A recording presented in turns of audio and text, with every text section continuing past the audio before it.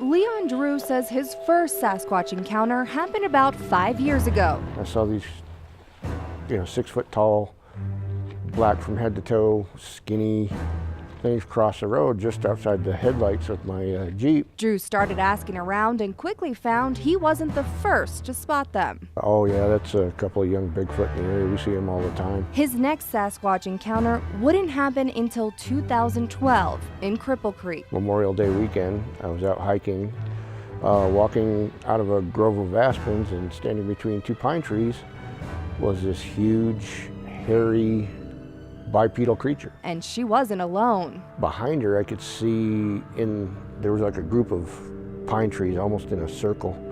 And my theory is maybe she was using it like a little playground, because I think these were 2 very young ones that were maybe just there playing. Drew says he and the female Sasquatch stared at each other in silence for about 45 seconds. He then looked down to grab his camera, and just like that, she was gone. And just standing there, probably with a dumb look on my face, but just amazed on what I just encountered. He came back later to measure a branch he took note of and guesses she was about 7.5 feet tall and weighed between 400 and 600 pounds. She was huge.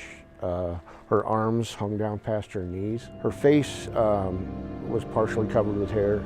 Her mouth area had this gray skin tone to it, and I could tell that she was nervous and didn't quite know how to react, because I totally startled her. That would be the last time Drew would have a face-to-face encounter, but not the last time he'd find evidence of their existence. We had some unusual footprints appear in our driveway, probably 6 to 8 inches in diameter, 5 distinct toes, but just a round pad. And we have all the normal wildlife come through the yard, so I know what the prints look like. Drew says sightings of Bigfoot in the region and on Pikes Peak go back centuries. Oh, there's the Bigfoot. Look at the size of this thing's feet.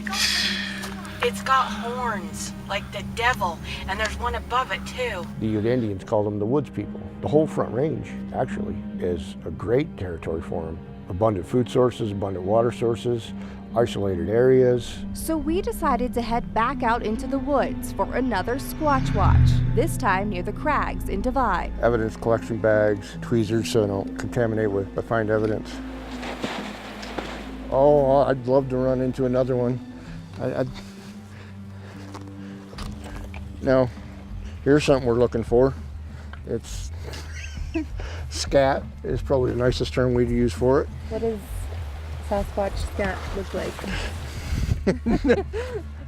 Turn around the next time you're in the ladies' room. Drew says the Pikes Peak region is the perfect habitat for a Sasquatch. We think that they follow the herds of the deer and the elk, so they're following the food source. There has been reports over at the fluorescent fossil beds of footprints and people seeing creatures. As we continue through the woods, we look for signs that Sasquatches have been here. Right here, hanging in an aspen, is a half of a tree that's freshly broke. Can you see that?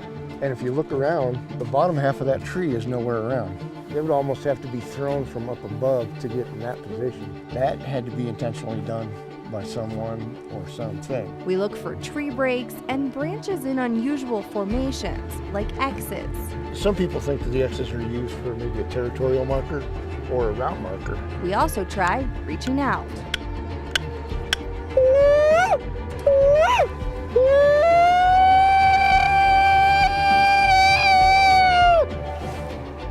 But there's no answer. Still, Drew believes they're out there. Beautiful time of year for them. There has been activity reported in here numerous times. I've had my own experience with walking through our camp, so it would not be surprising at all. Now the question is, do you? Pay attention when you're in the woods. You'd be surprised what you see.